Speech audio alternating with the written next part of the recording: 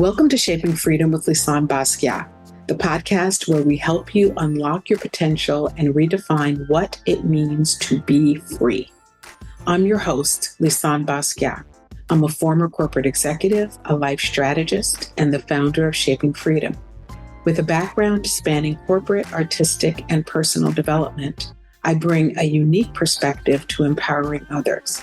Listen in to discover inspiring stories and practical insights that will help you reclaim your life and rewrite your narrative.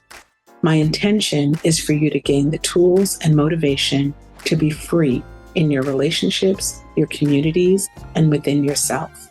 This, my friends, is Shaping Freedom.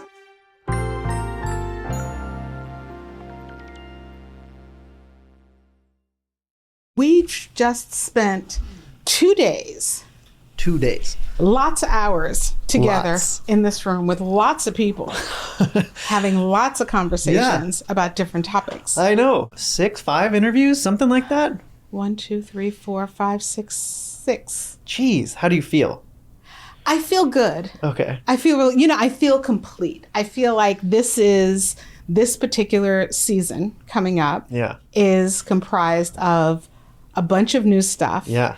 And some things that have been straggling. Yes. Because of all the things that have been going on that we're going to talk about. Well, our process for the past 4 or 5 years has been so different. Mm-hmm. So it's really exciting to have this change because, I don't know, it feels like an upgrade. It's like 2.0. It's not a rebrand. Right. It's like Shaping Freedom with Lisane Basquiat 2.0. 2.0. Capital 2. Yeah. Capital 2. No, I love it. Yeah, it's exciting. So how do I feel? I feel good. Yeah. I feel complete. I feel a little bit like I've been blah, blah, blah, for 2 days. But I also feel really good because it's like I did a post about this yesterday on Facebook. Oh. I feel like I've put all the things that are truly just Lisane Basquiat on the shelf. You mentioned this in one of the conversations we've had over the past 2 days. Yeah, and I can see that. But you've been like really busy. Yeah, so on the shelf, there's no like judgment about it, but it is the truth. And I counted days. I let Google count for me, but I counted days. So between... Wait, what does that mean? I'm going to tell you what it means. I'm serving it up, Brian. Okay, good. March 13th, 2020. Whoa. Okay? Jeez, that's a long time ago. I know. And that was the day of the shutdown here in California. Yeah. And I was in Hawaii. Yeah. Okay? And I immediately went into triage mode for Hera Hub Carlsbad, for my personal life, for all the things. Yeah. So between March 13th, 2020 until January 31st of 2024, I was going a million miles a minute, it felt like. Wait. And those are 1,419 days. Wow. What happened to Hera Hub? That kept going, we went online. Yeah. So Hera Hub is a co-working space and business accelerator. Right. And we took the business online, a co-working business, took it online. So immediately on the 13th, we went into hours of Zoom calls every single day. And we don't have to relive the whole pandemic thing, but but for me, that was the start of a profound and life-altering chapter, because I went from that to what was happening in the world straight into working on the exhibition with my sister. Yeah. And every once in a while, I was involved in a random podcast recording. Exactly. Very random. They were like, what about now? Yeah, exactly. We'll fit it in here. Right. And then we'd have this great conversation with a guest. Yeah. And it would be plugged into a day of like 12 hours of meetings and things. And then you'd say, okay, so send the intro and outro. And I'd be like, yeah, I'm going to do it. I got it. And I wouldn't have it. Mm-hmm. And I would go on to other things. I mean, it's easy to just leave it. Yeah. Right? Yeah. And so that's what's been going on. And now here we are. It's 2024, like 4 years. Wow. And we did release episodes. Yeah, we did. The last episode that we released was at the end of 2023. That was with Kevin Powell. It was an amazing conversation. Yeah. I'm actually going to be on his Sirius XM by the time this goes timing? Live. I know. I would have been on his Sirius XM show in New York. That's a brand new show for him. Is doing that in a when you're heading over there? It's one of the things you're heading over there soon. I am. Okay. I am. So now here we are, and we made the decision as a team that the way we were doing things was necessary for the time. Yeah. And that now it's time to focus, prioritize, and really honor and pour into this. I mean, and look at the show now. I know. Come on. There are so many cameras. There are just 2 people in here, and there are so many cameras, so many lights, so much happening. But it feels so good. It feels so good to finally just put attention, energy, and heart and passion into this podcast. It is happening because, I mean, the last 2 days have been so productive. Got so many great interviews. Okay, wait. So I guess first you should tell us what we're expected to see over the next coming weeks. Yes. So this is officially kind of the season premiere episode, right? Like this what we're going to be doing. Not really an episode. Not really. It's just like a, hey, we are here and we are doing wonderful things. And my glasses are stuck on my hair. Okay. So what can you expect? Well, first of all, the first episode is dropping on, I pushed that so far away from myself. July 11th, I think. Thank you. July 11th. Yes. So on July 11th, we're going to have, we're going to release a conversation that we had with Leah Haberman. I know a little bit about this. You do? Well, I was there. Well, tell us. What is it about? Well, I guess my biggest takeaway from it, as maybe a soon-to-be parent at some point, is social media is pretty terrifying. And I didn't grow up with it. And so she is a consultant of some kind, right? She's a social media. But she's a big, big deal in the world of social media and social media marketing. She was also invited to the White House. Oh, geez. So, yeah, she's like, you know. She's the social media guru. But just two different ways on how to approach social media handling and the positives and the negatives, I think, of what social media is. Mm-hmm. And so I think it's a very fascinating conversation. It's an amazing conversation. Yeah. It's about, you know, social media from a parenting perspective, but then also from the perspective of how it's in our lives every day and how to really create some boundaries and accountability around it. Yeah. So July 11th is when we are starting the official. And then every week after that. And every week after that, like, this is it. We're in it. We're doing it. Okay, right? Give me some of the other names. What else we have? It's an amazing season. I'm so excited. And the interesting thing is that some of these conversations, you know, full disclosure, happened months ago. Totally. And some months And you'll be able to tell if you're watching the video. Exactly. Which ones were obviously done in this space and which ones were done wherever in the world Lisane is. Yes. So speaking of space, what space? Where are we? This is the studio for Straw Hut Media, our studio here on Melrose in Los Angeles. In West Hollywood, right? Yeah. Amazing. You know, it's so funny. I felt so good pulling up and walking into this room, into this space, because it feels good. It feels really good. We have like the brick walls. I grew up with a brick walled kitchen.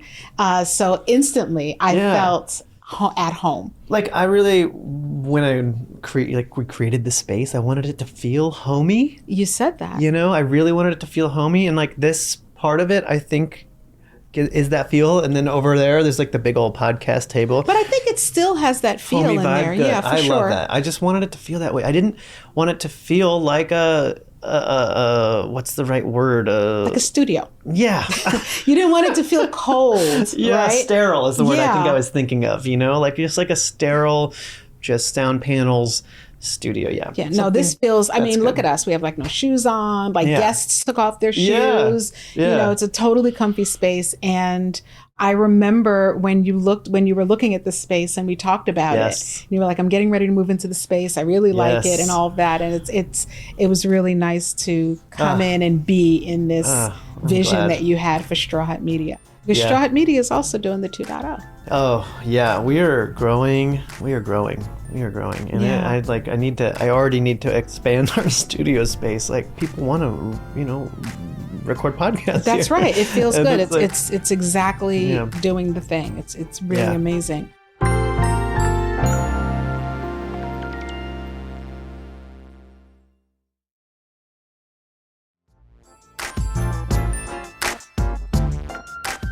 So who else are we talking to? Let's see. Who else do we have? Okay. So again, like we said, there are some episodes that were recorded quite some time ago, and you'll know those because I'm in my home office. Or in Hawaii. Or wherever the heck I was at the time. Yeah, but we have some amazing, amazing conversations to share. I'll just run down some of them. Please. All right, so we talked about Leah. Shanti Das. Oh, yeah. That was an amazing conversation. I didn't know who this person was when, you invited her to come to the space. Billy Johnson, actually, Media Repertoire, is actually the person who connected us. He's a PR person for Shaping Freedom. And she didn't talk about it in this interview, but Billy, after she left, was saying hey, she helped launch the careers for TLC, Outkast, Usher, worked with Prince. Yeah. I was like, oh my gosh, what a person. What an amazing human being, and someone who came from the music industry, was a senior executive within the music industry, had a moment in her life, and has created this movement called Silence the Shame around mental health. And the awareness of mental health, educating people on mental health. She has this app that Microsoft helped her to create called Silence the Shame. So I'm really excited to share that conversation because it's an important one, and one that we really do need to be having, because mental health is a thing that needs to be prioritized. Well, and it's a theme for this show. Yeah. It's something that you are really passionate about. Very. And it's one of the themes throughout, I think, every episode. Absolutely. And it wasn't intentional, but even going back to the conversations that happened before we came into the studio, so much of this season is about mental health. Mm-hmm. A lot of talk about mental health for men and Black men. And I had a question for you about it. Well, because I'm just so curious. You're so interested in mental health for men specifically. I am. And I'm really curious where that comes from, because that's another theme that we see through a lot of these conversations that you have. And I'm just how did it come about? Why are you so focused on it? Can you tell me? Yeah. I love men.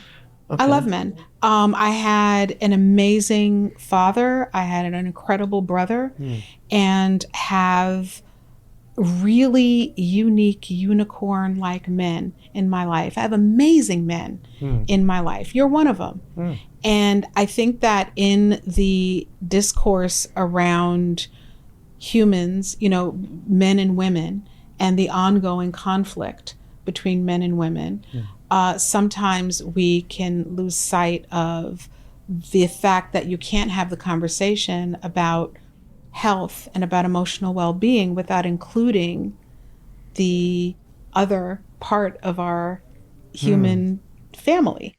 I think what's just so interesting to me is that you make it clear it's you're really passionate about men, whereas people talk more broad, and it's but you're I see something spark in you, and it's about men, or even more specifically Black men, and I just I want to figure it out. I don't know what it is. It really is that, this world is challenging, and it's very challenging for all of us. It's very challenging for Black men. And I'm not suggesting, and I don't believe that it's any more challenging for Black men than it is for Black women. And I also know that if we're going to, the work I do is about family legacy.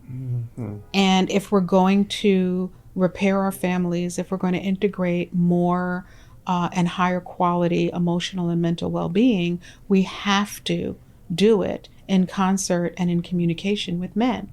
And one of the reasons why I get so excited about interviewing men is because, for example, I own Hera Hub Carlsbad. Yes. And it's a female-focused space. Yes. And I live in San Diego. And San Diego is the heaven of women. There are a lot of women in San Diego, right? And I get that. And I think that we as women, and I know that women need safe spaces to grow, to talk, to heal, to be in community. And you don't heal when you turn your back on the conversations that need to happen. I never clocked. I mean, I knew Hera Hub was the space for women, but I just didn't connect the two between so it's not, I don't know. It's about both. It's about both. And it's about inclusivity. Yeah. And it's about, I have seen the most profound healing moments take place in a room where women felt very comfortable talking about the issues that were happening in their lives. And then a man enters the room. I've seen, of course. And the conversation shuts down. Yes. And what I have enjoyed in the work that I do with groups of people is creating a bridge between the two. Because when we sit down and listen to a man who may not be our man or our brother or our father, but the voice of a man, it gives us the opportunity to ask the questions that we want to ask about the ways that we don't relate to each other in a healthy way. Okay. All right. So it's really no person is an island unto themselves. And that's the reason why I like having the conversations with men. Yeah. I like it. Yeah. Okay. Well, I think we can do better. There's a lot of them coming up. There are a lot of men on this. Man Central. Let's see, who else? Speaking of men, Robert Young. He's another one where that conversation is about the delicate balance between purpose and passion. He's a filmmaker. He's currently working on 2 films. One is titled Undisputed. About something. Lennox Lewis. Yes. Yeah. Boxing. Yes. Right? Yes. And it's undisputed, meaning undisputed champion of the world heavyweight.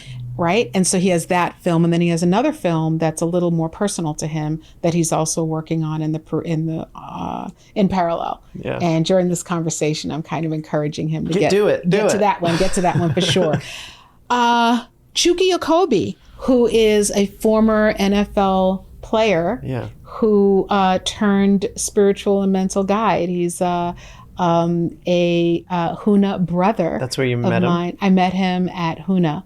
And he also studies and practices and teaches NLP. Because that was virtual. That was a virtual conversation. Where does he live? He's on the West. He's in California, I think. I'm pretty sure that he's in California. Okay. Yeah, so that was a great conversation. That was really nice. And it was nice for us to, it was nice to talk to someone where we share the same language. Yeah, I'm sure people that are listening to this know, like, you've been going to Huna. You've been studying Huna for how many years? I don't know. Okay, you don't even know. A long time. Maybe 10. Okay, yeah. That's what I was going to guess. Yeah, it's about 10, I think. Yeah. And so it was nice to talk to someone publicly about that experience and about Huna. Dr. Raquel Martin. Yeah. So she is a licensed clinical psychologist and a professor at Tennessee University. And she is on the social media internets. And what I love and appreciate about this woman is she is as raw can be in her conversation about Black mental wealth. Like, what is that? Like, can you explain what that is?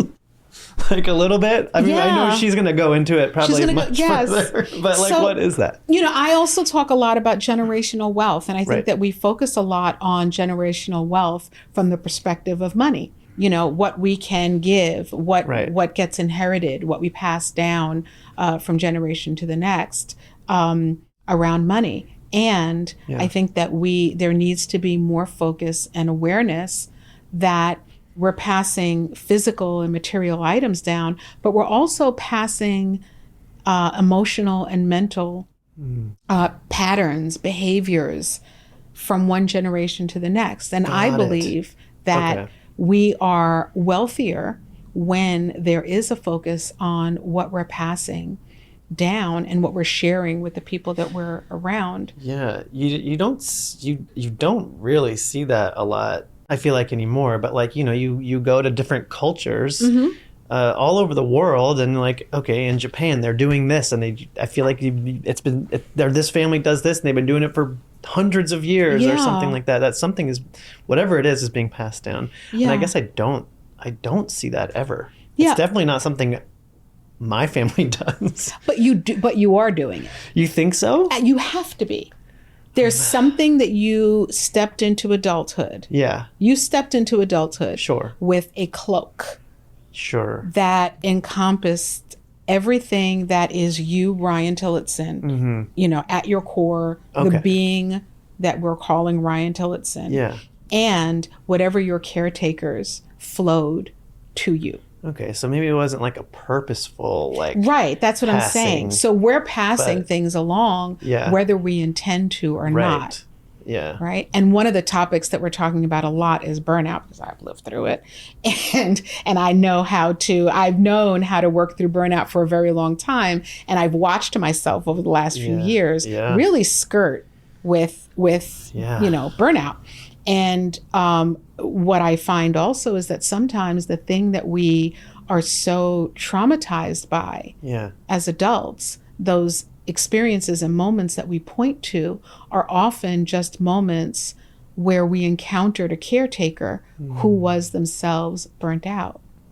Interesting. So if you take anger or whatever it is that you come into adulthood with, and you're like, oh, my parent did this or did that. Sure. Sometimes if you really peel back the onion, it's like a person who was burnt out and who didn't have the tools and who couldn't speak the language of self-care and well-being. Yeah. So that's what generational wealth I like it. Yeah. is. That's what she means by it, and that's what it is for all of us. Well, I just love the idea of clocking these things and passing it down correctly, or knowing what your actions and how they're going to be translated, That's something that's hard. Again, I'm not a parent yet, but like, that's something that I'll try to be aware of as I parent. And it's even just in our interactions with the people that are around us. Sure. When you take care of yourself, you are a better friend, lover, parent, brother, son, whatever those relationships are. That it's just the human experience. Yeah. And so the bottom line of it, the simplicity of it, is really to take care of ourselves and be aware of how we're walking the planet and what we're doing, so that we aren't perfect. Yeah. It's not about being perfect. It's just about being more aware. Yeah. It's like yesterday. You were hangry. By the end of the day, like, neither one of us ate. And by the end of the day, it was like, oh man, like we left here kind of depleted. Yeah. Oh yeah. It was rough. Right. But you have a semblance of emotional and mental health to you, right? That's good. I'm glad. I hope so. Right. That's great. And I do. And so we were able to be in that moment, in that space where we were both feeling discomfort. Right. And we were able to walk away, say goodnight, come back today and say hello. Yeah. Right. So how many times in people's homes do they encounter that same situation where somebody pops off on the other person and they're like, Sure. I'm so mad at you because 3 days ago you blah, blah, blah, you know? So it's really about that, just like being aware of how you're showing up, how other people are experiencing you.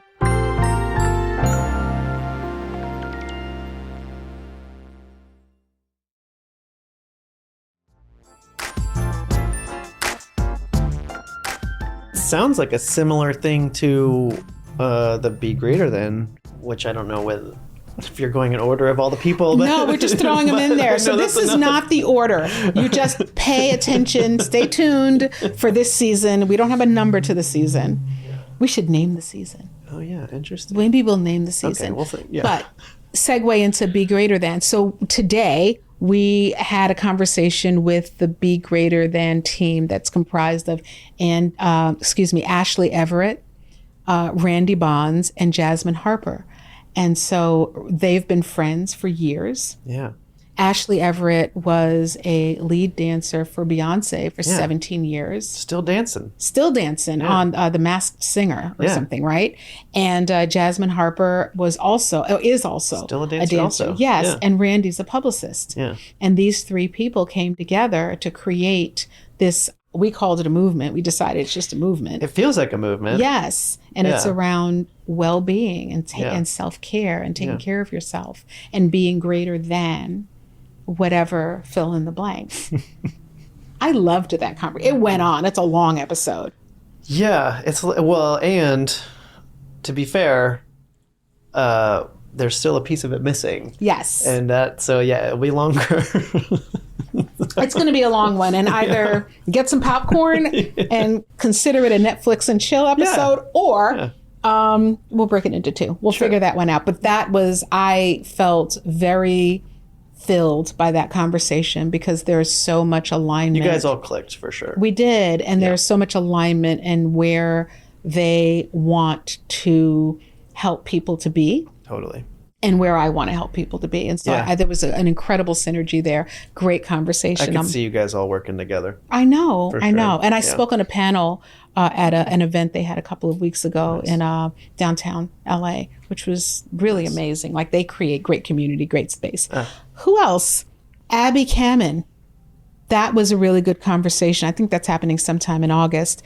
And that conversation was interesting because she wrote a book called Generation We. Yes. And the conversation was about trauma. Okay. And generational trauma. Why are you laughing? Well, I'm just like these themes. It's just these. All of them. All of them. That's all. And it wasn't planned. I know. It wasn't planned at all. And, but what's great about this is that there's a different perspective and a different way for each one of these. If you listen to the entire and watch the entire season, you're going to get something really profound and helpful out of every single episode. So make sure you bring your journal. Take some notes. Yeah. Apply it, soon after so that it becomes habit. A lot of actionable tips, I think, in all of them too, so how you can take action immediately, I think. Yeah. And that was intentional. In the conversations, what we really wanted to do was to make sure that people knew how. Like, we talked about the problem. Yeah. And there really is an intentional direction of, applying practical application. One of the things that was really interesting about the conversation with Abby was that she shared, and I'm smiling and kind of chuckling at just the ways that we've shifted our thoughts just from a couple of generations ago, where her grandmother lost her husband, I think it was. Yeah. Or she lost her husband, right? The grandmother lost her husband. Okay. And allowed herself only 24 hours to grieve. That's and insane. Then got into the work of whatever the work was. I don't know if I could do that. I know, but I think about my own dad, and my own mom, who went through things that today we would give ourselves a minute and a beat. Yeah. Right. And I don't think there's anything better about that approach. I really don't. Yeah. I don't. I think if something happens, if there's loss, there's grief, process it today. Totally. Well, I mean, I remember having a breakup from a girlfriend long time ago, and people just being like, you got to get out, do things, go do it. Yeah. So it was basically a similar idea, just like get it off your mind, go do be busy kind of thing, That's not how it works. It didn't work for me. Right. And I've had similar situations where the times in my life where I've tried to just push it under the rug, keep it going, I've been able to do that, but that's not sustainable. Yeah. And eventually it comes back. Yeah. You're going to deal with it at some point, right? Exactly. Or someone else is going to have to deal with it because you didn't deal with it. Right. Yeah. Right. Yeah. So that was a really great conversation. And I think we talked also about her son and some things that happened there where she was able to help him to work that through. Who else? There's a lot of people. Ian Davis, we talked to him, and this conversation was about creatives, business acumen, and wellness, and kind of the intersection. Right. I can't remember the name of his company. The Age of the Creative. Okay. How would you describe what it is he's doing? I met him at the Be Greater Than event a few weeks ago. Oh, the same one that we were talking about. Right. Okay. He was on one of their panel discussions, the panel discussion that I moderated. Yeah. And what was interesting about what he's doing to me was that it reminded me very much of the work that we do with entrepreneurs through HeraHub. But this is for creatives. Okay. But creatives are need to be an entrepreneur. And I think that's the disconnect. Got it. Okay. People are like, I'm a creative. Yeah, you got to be a business person. Otherwise, how are you going to make a living? Exactly. Right. Okay. So that's... Right. And so that's what I found so juicy about the work that he does, because it's like, he's showing creatives how to make a business Love it. out of the thing that they're creating. That's which I think is really important. Absolutely. So needed. It was a great conversation. He actually did a meditation. Oh, yeah. Did you feel it? Did you, or were you just like, would you two open your eyes? You're like, would you two open your eyes and get down to the conversation? I think I opened my eye at one point. I'm like, he's not even in it. But it was helpful because we both came in a bit of, I know I was in a flurry, and he kind of came in had some things with his children. He has two very young kids. And he was just like, how's this? Let's breathe. And I'm like, yes. You were in a rush to get here, running late. And I had his kid thing. And it's like, okay, let's, No, and it really helped the conversation. And then we kind of both got very like, hey, so. Very mellow. Very mellow. And then Antonio Neves, I think, is the last one. And he talks, again, men's mental health and community. Very specifically about men's That's right. And so he actually has this community of men and this movement around men and the mental health of men. I think that those are all of the conversations. There are 9 episodes. So if we missed one, it's a cliffhanger. And but we are going to keep recording. We're absolutely going to keep recording. I think we found some kind of synergy with being in the space and people coming in, and next time I need to eat somewhere in the middle. That'd be helpful. That'll be very helpful. But it's like it's really good, and I hope it connects with all the people listening. I hope so too. Yeah. I hope so too. I feel really good about this season. I think it's a very strong one. Yeah. And like you said, we're going to keep recording, and I know that the audience will see this 2.0 because we've definitely leveled the conversations up. Yeah. Yeah. So thank you. I'm happy to help explain the season. No, it's been fun. It's been a lot of fun, and I like that we're doing this because it is in order to, if something's important, you got to show it.